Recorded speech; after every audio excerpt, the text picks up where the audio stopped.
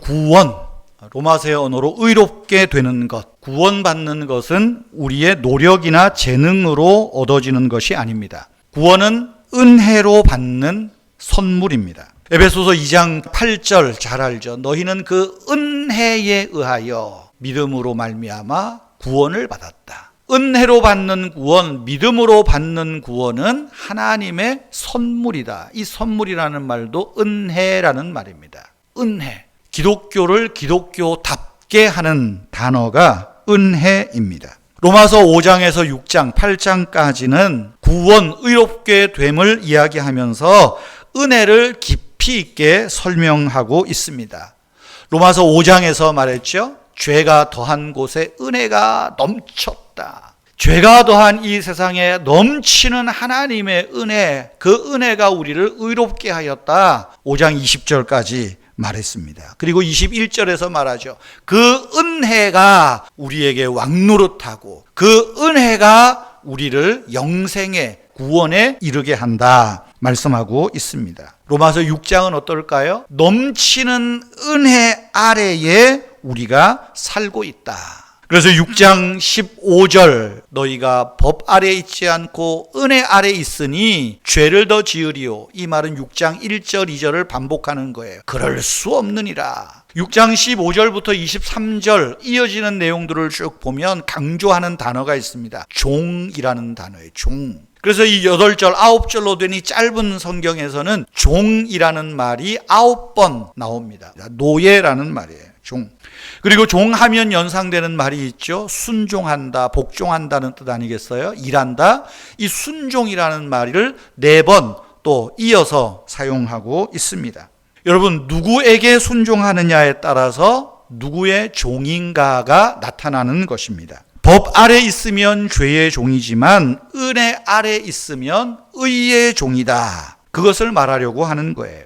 죄의 종에게 따라오는 것은 사망이지만 의의 종에게는 영생이, 하나님의 구원이 선물로 주어진다. 그것이 오늘 읽은 15절에서 23장의 내용입니다. 성도 여러분, 우리가 어떤 종으로 살기를 선택하는가? 이 문제가 남아 있습니다. 지금 여러분이 최선의 선택을, 최고로 좋은 선택을 한다면 어떤 선택을 하겠습니까? 죄의 종으로 사망을 그 값으로 받겠습니까? 아니면 의의 종으로 영생에 이르는 복을 받아 누리시겠습니까? 은혜 아래 있는 저와 여러분이 지금 선택할 최선이 뭐냐? 의의 종의 길을 택하는 것이다 하는 것입니다. 그래서 오늘 성경에 보면 먼저 은혜 아래 있는 자는 순종을 선택해야 한다라는 거예요. 순종을 선택하는 것입니다. 은혜 아래 있는 자는 순종의 종으로 자신을 하나님께 드리는 것, 그것이 최선의 선택이라 하는 것입니다. 여러분 16절 말씀, 너희 자신을 종으로 내주어 누구에게 순종하든지 그 순종함을 받는 자의 종이 되는 줄을 알지 못하느냐. 방금 말씀드린 대로 내가 누구에게 순종하느냐, 누구의 말을 듣느냐가 그 사람이 누구의 종인가를 나타내는 말이에요. 죄의 종으로 사망에 이르겠느냐, 아니면 순종의 종으로 의로움에, 구원에 이르겠느냐 묻고 있는 거예요. 오해 마시고 들으시면 좋겠습니다. 우리가 법치 그런 말을 요즘 많이 씁니다. 법치주의. 그런데 여러분, 법치라는 말의 이면에는 속박, 종속한다 하는 의미가 깔려 있습니다. 지금 우리나라 대통령이 이렇게 어떤 공식적인 자리에서 연설을 할 때를 보면 법치주의 이야기를 하는데 자유주의 이야기를 해요. 이 둘은 충돌하는 겁니다. 맞지 않습니다. 법치는 어떻게 보면 통제수단입니다. 그러나 자유는 책임을 요구하는 거예요. 책임이 따르는 행동이라는 것입니다. 정말 좋은 사회, 이런 사회를 지탱하고 질서를 유지하기 위해서는 최소한의 법이 중요합니다. 법이 필요합니다. 그러나 정말 좋은 사회, 더 나은 사회가 되려면 우리 각자에게 좀 책임의식들이 있어야 돼요. 서로를 존중하고 서로를 위하고 거기에서 자유를 누리고 내가 좀 행복하게, 이것이 오늘 우리 사회에 더 필요한 부분이다라고 하는 거예요. 그래서 법보다 중요한 것이 책임이에요. 그것을 로마서의 언어로 말하면 우리는 법 아래 있지 않고 은혜 아래 있다라고 하는 거예요. 법 아래서 내가 이 법을 어기면 심판받을까 벌을 받을까 두려워 사는 우리가 아니라 은혜 아래서 내가 책임을 다하고 책임지는 존재로 살아가는 그것을 강조하는 것입니다. 여러분 생각해 보십시오. 여러분 가정에 법이 우선입니까? 사랑이 우선입니까? 우리의 가정은 법을 세우지 않습니다. 사랑을 강조합니다. 배려를 강조합니다. 용서를 강조합니다. 가족들 간의 이해를 강조합니다. 남녀가 만나서 결혼을 하면 결혼 서약을 합니다. 결혼 서약할 때 10계명 씁니까? 아니요, 10계명 안 써요. 결혼 서약을 합니다. 그 결혼 서약의 내용이 뭡니까? 대체적으로 내가 이 사람을 만나서 아내로 맞이하면서 남편으로 맞이하면서 사랑과 존중과 이해와 배려와 이런 거를 서약하는 거예요. 내가 당신에게 이런 마음으로 살겠습니다. 언제까지요? 병들었을 때나 건강할 때나 부자일 때나 가난할 때나 내가 당신에게 이러이러한 마음을 간직하겠습니다. 서로를 존중하고 이해하고 위로하고 사랑하기를 서약하는 거예요.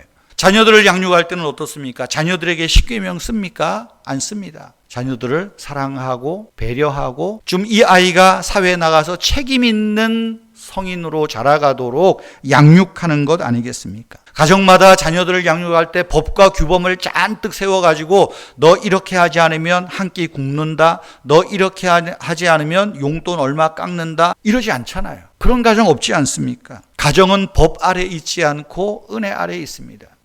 여러분, 은혜 아래 있다는 것은 법의 지배를 받지 않는다는 거예요.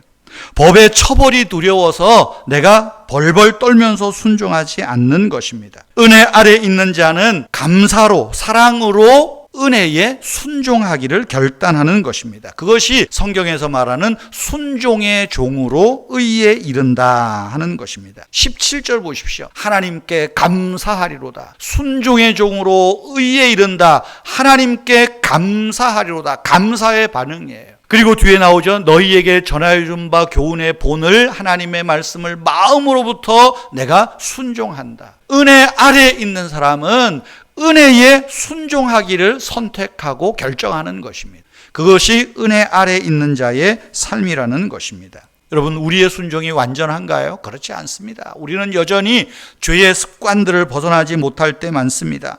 우리 순종은 여전히 부족합니다. 100% 완전하지 않습니다. 그러나 부족함에도 불구하고 한 걸음 한 걸음 그 순종을 하나님이 기뻐하신다는 거예요. 사무엘상에 보면 하나님 말씀하시죠. 순종이 제사보다 낫다. 순종함이 하나님의 은혜에 순종하기로 하나님께 감사하기로 순종하는 것이 은혜 아래에서 은혜를 누리는 삶이라는 것입니다. 여러분, 우리가 선택할 최선의 길 둘째는 이제 은혜 아래서 거룩함에 이르기를 힘써야 한다는 것입니다. 16절에 보면 순종의 종으로 의에 이른다 그렇게 말하죠. 그런데 19절에 보면 너희 지체를 의에게 종으로 내주어 거룩함에 이르라 그렇게 말합니다. 여기 이르라 하는 말은 도달하라는 말입니다. 그런데 우리가 이 말씀만 딱 떼면 많은 교인들이 부담스럽게 생각합니다. 내가 거룩하게 되기 위해서는 이것도 하면 안 되고 저것도 하면 안 되고 믿지 않는 사람과는 사귀지도 말아야 되고 이래야 되고 저래야 되고 너무 행위적인 것으로 생각을 합니다. 근데 엄밀하게 말하면 여기에 거룩함에 이르라는 말은 그런 의도가 아니에요. 이 말은 이미 6장 13절에서 한번 사도 바울이 언급한 말입니다. 너희를 하나님께 드리며 너희 지체를 의의 무기로 하나님께 드리라. 이것을 이 19절에서는 거룩함에 이르라 같은 맥락의 말씀입니다. 거룩함에 이르라는 말은 하나님께 드리라는 말과 같은 거예요. 지난주에 말씀드렸죠. 너희 지체를 하나님께 드리는데 의의 무기로 병기로 드리라. 우리가 좀 더 이 말을 현대어로 번역하면 너희 지체를 의의 악기로 하나님께 드리라는 말이에요. 최고의 연주자이신 하나님께 나를 드리는 거예요. 은혜 아래에 있는 자는 순종의 종으로서 하나님께 순종함으로 하나님이 나를 통하여 최고의 멋진 연주를 하도록 나를 하나님께 드리는 것입니다. 우리의 최선의 선택은 최고의 연주자이신 하나님께 나를 드리는 것입니다. 하나님이 하나님의 소리를 내도록, 하나님이 나를 통하여 하나님의 음악을 연주하시도록 나를 드리는 것, 그것이 거룩함에 드리는 것이, 거룩함에 이르는 것이고, 그것이 의에 드리는 것입니다. 그것이 은혜 아래 있는 성도의 삶이라는 것입니다. 하나님께 드리라, 너희 지체를 거룩함에 이르게 하라. 거기에서 오는 축복이 무엇입니까? 22절 보세요. 이제는 너희가 죄로부터 해방되고 하나님께 종이 되어 거룩함에 이르는 열매를 맺었다. 그 열매가 무엇입니까? 영생입니다. 구원이죠. 이 영생이라는 말 안에는 하나님이 주시는 온갖 좋은 것들, 온갖 은혜들, 혜택들이 다 포함되어 있는 말입니다. 23절 보십시오. 죄의 싹슨 사막이요 하나님의 은사는 우리 주 예수 그리스도 안에 있는 영생이라 말합니다. 여기 싹이라는 말은 군인들이 받는 녹봉입니다. 전쟁에 나간 군인들이 목숨 걸고 싸워서 받는 싹이에요. 임금이에요. 여러분, 우리가 법의 지배 아래 있으면, 죄의 종으로 법에 벌벌 떨어 있으면 우리가 죽자고 싸워봐야 오는 것이 사망이라는 거예요. 진노라는 것입니다. 양심의 가책이고, 그래서 사람 앞에서, 세상에서 우리 자신을 하찮게 볼 수밖에 없다는 것입니다. 얼마나 허무한 인생입니까? 그러나 하나님께 자신을 내어드리는 사람, 하나님의 은혜에 순종하고 순종의 종으로 하나님께 드리는 자는 영생을 받는다. 그 영생조차도 하나님의 은사라고 말합니다. 은사, 은혜의 선물이라는 거예요. 오늘 어린이날입니다. 여러분의 자녀들, 또 여러분의 손주들, 그들에게 무엇을 선택하도록 가르치겠습니까?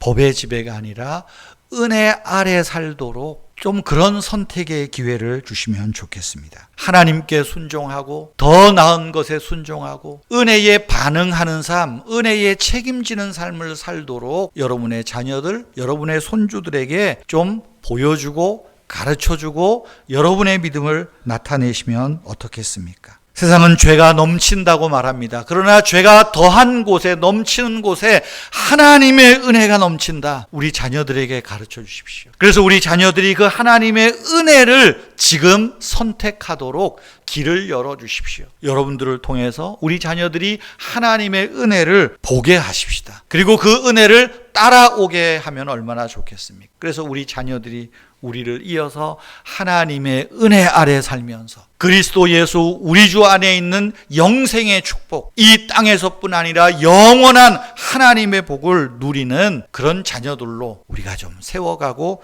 양육하면 얼마나 좋겠습니까? 성도 여러분, 여러분의 지체를, 여러분의 생각을 하나님의 의의 병기, 의의 무기로 들이십시오.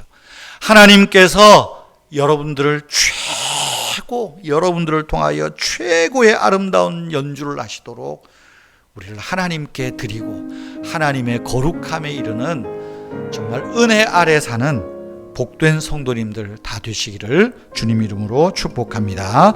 하나님 아버지, 주일 이후 한 주간 우리의 삶을 시작하게 하시니 감사를 드립니다. 아버지 하나님, 하나님께서 우리에게 주신 선물과 축복이 너무나 크고 많음을 감사합니다.